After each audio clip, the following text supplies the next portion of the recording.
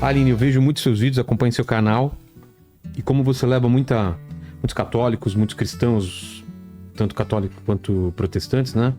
Para lá, eu vejo que você se interessa muito pelo assunto ou se interessa em explicar para o pessoal os lugares santos, sagrados, para cada uma das religiões e o que está acontecendo lá, os chamados sinais do Apocalipse. E você quer começar pelo quê? Assim, dá um contexto. Por que Israel? Por que Jerusalém? Por que aquelas terras são tão importantes para cristãos, muçulmanos e para judeus? Por quê? As três maiores religiões, elas se encontram lá. Então, a gente tem que entender que a Bíblia aconteceu em um local físico. Sim. E esse local físico é o que hoje em dia a gente chama de Israel. A terra prometida por Deus é uma terra que existe. Então, se a gente lê as histórias bíblicas, a gente está falando de lugares físicos. O castelo, o palácio que o rei Davi existe, que o rei Davi viveu, foi encontrado, ele existe, foi encontrado em escavações arqueológicas. O caminho que Jesus caminhou, carregando a cruz, é um local físico. São as ruas de Jerusalém, é a Via Dolorosa. Então, quando a gente fala da Bíblia, não é um livro de histórias, não. É um livro de história escrito sobre um lugar. Então, para todos aqueles que têm fé na Bíblia, que são tanto judeus como cristãos, os judeus acreditam no Antigo Testamento, os cristãos no Antigo e no Novo, mas para todos aqueles que acreditam no Antigo e no Novo Testamento, aquela é a Terra Santa e, como Deus disse, é a Terra Prometida. E por isso é tão importante. E também, se a gente pega e lê a Bíblia, está escrito claramente que Deus escolheu um local. Deus está presente no mundo todo, Deus pode ouvir as nossas orações de todos os lugares, mas Deus escolheu um local especial no mundo e é o Monte Moriá, é Jerusalém, está escrito na Bíblia, ao local que eu escolhi, naquele local que porei o meu nome. Estarei de olhos e ouvidos abertos para as orações feitas neste local. Quer dizer, Deus fala claramente dessa terra e, pelo menos a minha opinião, Deus não quebra suas promessas. Se Deus prometeu aquela terra e se Deus fala que aquele é o local escolhido, aquele é um local especial. Não o único local, não somos o único planeta, não. Mas é um local extremamente especial e é um local que eu acho que ajuda as pessoas a se conectarem com a sua fé. A minha opinião é um pouco suspeita, porque eu fui para Israel para passar um ano estudando e fazendo trabalho voluntário. E tá lá. E tô lá há 16 anos, mais ou menos, 16, 17 anos. Então eu fui, realmente apaixonei pelo local. E eu tenho o privilégio de poder fazer o que eu amo. Porque eu me apaixonei pela terra de Israel, pelas pessoas e pelo povo e por tudo que aquele local representa. E agora o que eu faço é estar lá no aeroporto com a plaquinha Shalom, caravana! Sejam bem-vindos, subam o ônibus. E aí eu levo as pessoas a verem o que eu me apaixonei. Então assim, tipo, olhem que local incrível. A gente tá caminhando numa rua de 2000 anos. Isso é incrível. Isso que a gente que a gente lê na Bíblia, dessa passagem aconteceu aqui. É essa fonte de Gihon, ela existe. Quer dizer, é uma coisa assim realmente única, que a gente pode estar nos locais, a gente pode tocar neles, a gente pode caminhar neles, e eu acho que realmente faz que a gente entenda a Bíblia de uma maneira completamente diferente. E por isso, para mim, é um privilégio muito grande poder ser guia, poder estar acompanhando os grupos. E eu sei que para muita gente aqui do Brasil é a realização realmente de um sonho poder viajar para Israel. Eu sei que tem gente que muitas vezes, por muitos anos, junta o seu dinheirinho, organiza as férias, faz tudo realmente. E as pessoas chegam com um brilho no olhar. E eu acho que nada melhor que trabalhar com gente que tá de bem com a vida, que tá feliz. Às vezes o pessoal trabalha, sei lá, no banco só com gente com problemas e não, eu trabalho às vezes nos momentos mais alegres e mais felizes da vida das pessoas. Então, por isso, para judeus e cristãos, aquele é o local mais sagrado do mundo, devido às histórias da Bíblia. E se a gente for olhar o Islã é um pouquinho diferente. O Islã nasceu alguns séculos depois. Quer dizer, o Islã surgiu no século 7. E o Islã, dentro do Corão, a gente chama Al-Corão, que é o Corão que é o livro sagrado dos muçulmanos. Dentro dele tem algumas histórias que também estão presentes na Bíblia. As histórias às vezes estão um pouco modificadas em alguns aspectos. Um exemplo clássico é, por exemplo, que Abraão pegou o seu filho para sacrificar. Na Bíblia, judeus e cristãos, está escrito que Abraão pegou Isaac para sacrificar sobre o Monte Moriá. E no Corão tá escrito que Abraão pegou o seu filho Ismael para sacrificar e levou ele para sacrificar em Kaaba, na Kaaba que fica em Meca. Então, que é hoje em dia parte da Arábia Saudita. Então, para os muçulmanos, o local mais sagrado do mundo justamente é o que hoje em dia é a Arábia Saudita, a cidade de Meca e Medina. Meca onde fica a Kaaba, também a cidade de origem de Maomé, e depois ele se mudou para Medina. Então, Medina foi a primeira cidade que aceitou realmente Maomé como um profeta, e por isso também é uma cidade muito importante. Mas também para os muçulmanos, por terem algumas histórias do Corão que aconteceram na Terra Santa, em Israel, também por isso para eles é importante. Então esse é o motivo de Israel ser importante para judeus, cristãos e muçulmanos. Apocalipse depende da falsa paz através dos acordos de Abraão. Alguma expectativa de retomada? E a relação Trump e Israel? Tem vários sinais, né, nas profecias. Por isso que eu citei no começo aqui a novilha vermelha, a reconstrução do terceiro templo, essa falsa paz, o profeta. Sim. Como você coloca todos os elementos para explicar quem nunca ouviu falar sobre isso? Então eu acho que a gente está vivendo um período histórico que as pessoas não entendem que período a gente está vivendo realmente. Os judeus, por quase 1.900 anos, ficaram no exílio. Se a gente falasse com um judeu que nasceu em 1850, 1890 e disser Israel existe, é um dos países mais fortes do mundo, ninguém ia acreditar. Ninguém ia acreditar. Ninguém. E hoje, assim, eu tô falando, em 1909 não tinha água encanada naquele negócio. É uma terra com malária, podre, suja, pobre. E de repente, a gente tá falando em 77 anos. A gente tá falando do povo de Israel que chegou nos seus piores momentos, que foi um holocausto. Com judeus sendo dizimados. Comunidades inteiras, cidades inteiras, famílias inteiras simplesmente apagadas do mapa. Quer dizer, do holocausto a gente saiu nos piores momentos pro renascimento de Israel, que é a criação do Estado moderno de Israel em 1948. Então a gente viu um boom que foi isso, e desde então a gente tá vendo que eu acho que desde o fim do holocausto e início da criação do Estado de Israel foi um pulo na história que as pessoas não entendem. Quem nasceu hoje em dia vê Israel o país que é, e as pessoas não entendem que isso era uma realidade que ninguém imaginava há 100 anos atrás. E não só isso, a gente está falando desde então muitas coisas que estão acontecendo. Israel surgiu, Israel venceu guerras que não deveria ter vencido, começando pela Guerra de Independência. Israel não tinha nenhuma chance de ganhar. Tu fala com todos os estrategistas militares, todos vão dizer Israel não vai ganhar a Guerra de Independência. Se tu mostrasse os números e falasse, todo mundo ia dizer não tinha nenhuma chance de ganhar. E ganhou. E continua ganhando todas as suas guerras. Algumas com preço muito maior que outras. Mas Israel continua ganhando as suas guerras. E a gente tá vendo uma série de coisas. Se falasse há 100 anos atrás da existência do Estado de Israel, todo mundo ia dizer não, uma loucura, uma bobagem, uma utopia religiosa. E se tu falasse talvez há 60 anos atrás da criação do terceiro templo de Jerusalém, todo mundo ia dizer uma utopia religiosa. Se tu falasse há 30 anos atrás, iam dizer uma utopia religiosa. E agora as pessoas estão dizendo, opa, tem alguma coisa estranha acontecendo aqui. E a gente está falando agora principalmente dos últimos 20, 30 anos, está tendo uma movimentação muito grande em torno da questão do terceiro templo.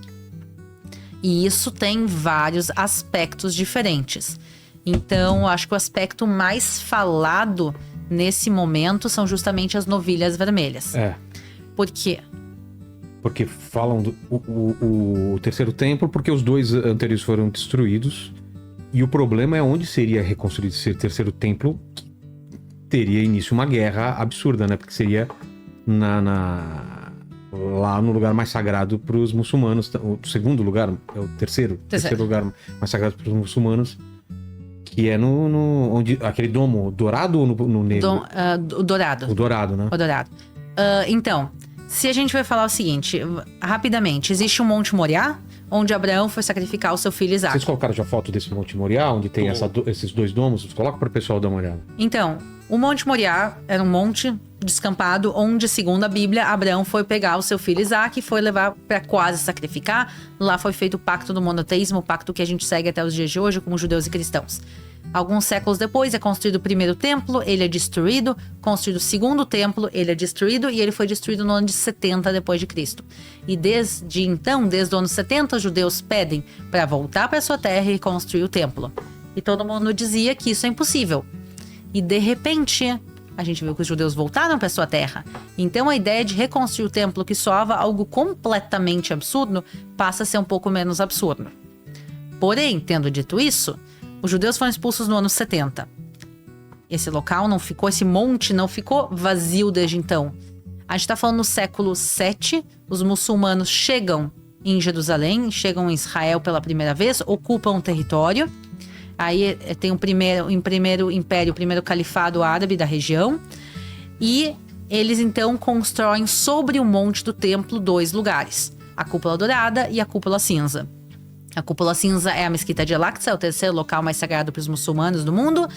E o Domo Dourado, que não é e nunca foi uma mesquita, mas que é um local sim sagrado para os muçulmanos. E que é o local exato onde ficava o Templo de Jerusalém, onde ficava a Arca da Aliança. A Arca da Aliança é o local onde ficava a presença divina nesse mundo. A Bíblia fala, o Santo dos Santos, o Precipiatório, tudo ficava ali. Ali dentro, não dentro desse edifício, mas o edifício que ficava antes. O local ficou vazio por alguns séculos, depois foi construído o Domo da Rocha. O Domo da Rocha está lá, bonitinho dessa maneira, desde o século 7. E então, agora, nós temos um grande problema. Porque a Bíblia fala que o templo tem que ser naquele local. Não é a gente, como seres humanos, que pode dizer não. Eu acho que Deus se enganou, eu acho que eu não quero mais fazer ali. Tá muito complicado. Então, por um lado, a gente não pode mudar isso. Por outro lado, não existe nenhuma maneira no momento de retirar aquele domo. Não existe nenhuma maneira, querendo ou não querendo, e muito menos Israel como Estado, o governo de Israel vai interferir nisso. É uma questão de autonomia religiosa.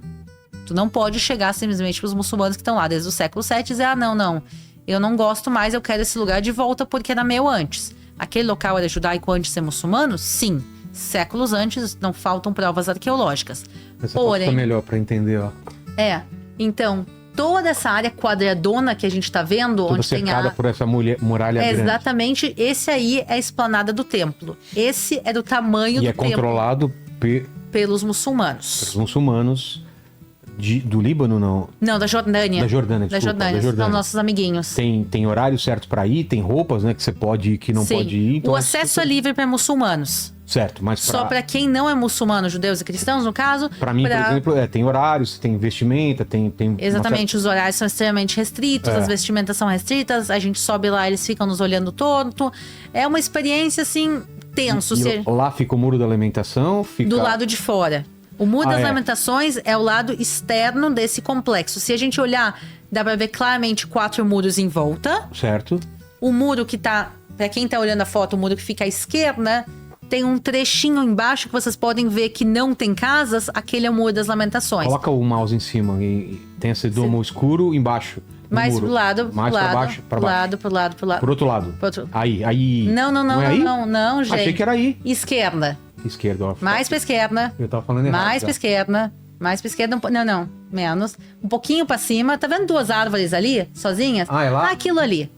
Mas do lado de fora. Tu tá apontando um pouquinho pra dentro, mas do lado de fora. Ali é o Muro das Lamentações. O Muro das Lamentações é um trechinho de 60 metros. Mas se tu olhar, tu consegue ver claramente que o muro original tinha 500 metros. É difícil de explicar para as pessoas quão grande era o Templo de Jerusalém. O segundo Templo de Jerusalém é tudo isso aqui. Isso aqui é a base do complexo do templo. Esse complexo tinha meio quilômetro de extensão. E o edifício, das suas fundações até o ponto mais alto, seria o equivalente a um edifício de 21 andares nos dias de hoje. Caramba. Mas o cara fez um edifício de 21 andares, o Herodes o Grande, que fez esse templo específico, essa versão do templo, que foi a última versão do templo que existiu, ele fez um edifício de 21 andares, há um pouco mais de 2.000 anos atrás, sem usar nenhum tipo de cimento e selante, só pedra sobre pedra. O cara era muito bom, muito louco, muito sanguinário, mas muito bom nas suas construções. E por isso a gente tem essa questão principal, mas a gente tem que entender que a gente está falando agora de uma questão religiosa, porém não política. Se tu perguntar pro governo de Israel sobre o terceiro templo, eles vão dizer, a gente não tem nada a ver com isso. o nosso acordo com a Jordânia é que os muçulmanos vão ter autonomia sobre isso, a gente vai deixar eles terem toda a autonomia do mundo. Se eles quiserem sair, eles saem. Se eles quiserem ficar, eles ficam. E, obviamente, eles não vão querer sair. Mas você pode ir num lugar onde tem as réplicas, o elemento do templo, né? Então, esse é o próximo passo da história. A gente não pode construir o edifício porque o local está obviamente ocupado. Mas ninguém vai te impedir de construir os utensílios se tu quiser. E por isso existe um instituto que se chama Instituto do Templo. O que eles fazem é estudar e ensinar sobre o primeiro e o segundo templo, e eles estão ativamente fazendo os preparativos do terceiro templo. Então, eles fazem uma série de coisas, algumas mais conhecidas como os utensílios. Então, por exemplo, candelabro, a menorá, igualzinha à original, inclusive feita de ouro. A gente tá falando milhões de dólares de ouro. Ela foi feita. Os utensílios, as pias de lavar a mão, tudo quase tá pronto lá dentro. Então, a Arca da Aliança não tá lá. Então, a Arca da Aliança não estava no segundo templo. Quando Jesus visitava o templo, não tinha arca. Já não estava mais lá? Não, a Arca da Aliança ficava somente no tabernáculo. Quer dizer, Deus entrega as tábuas da lei para Moisés no Monte Sinai. Deus ordena colocar dentro de uma arca de ouro, e essa arca ficava dentro de um templo móvel que se chamava o tabernáculo. Esse tabernáculo ficava indo de um lugar para o outro conforme o povo ia indo, e ele foi migrando. O tabernáculo foi destruído, a arca sobreviveu, obviamente, e a arca foi levada então quando o primeiro templo foi construído. Ficou no primeiro templo, o primeiro templo foi destruído pelos babilônicos e a arca desaparece da história. Esse é um dos grandes mistérios até os dias de hoje. Aí dizem que tá na Etiópia. Dizem que tá na Etiópia, em Axum, tem um monte de lendas, tradições, teorias, tem conspirações. Filme do Indiana Jones sobre isso. O único que achou até hoje foi Indiana Jones.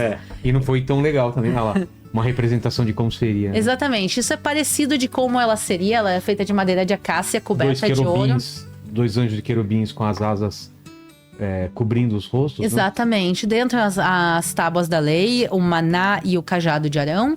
E aí a pergunta maná, que era o pão que caía do céu, não é? Exatamente. Era esse alimento milagroso que aparecia no deserto. Que a propósito, a gente sempre imagina o maná como um pão. Ele era bolinhas.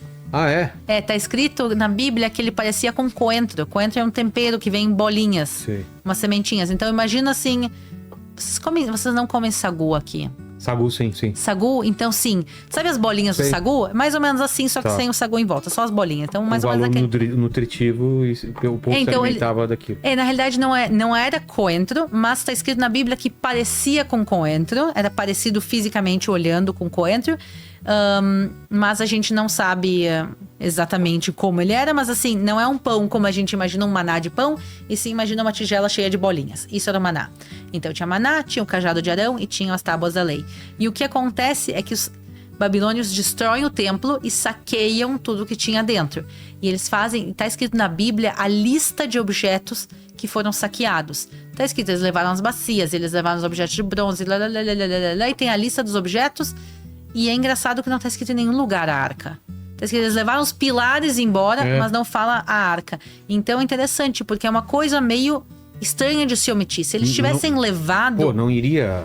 Teria que ser colocado na lista. Se tá levando, se fala, olha, a menorá, o candelabro foi levado, isso foi levado, quer dizer, dá detalhes. Não é assim, eles roubaram os tesouros. Eles roubaram os tesouros, A, B, C, D, né?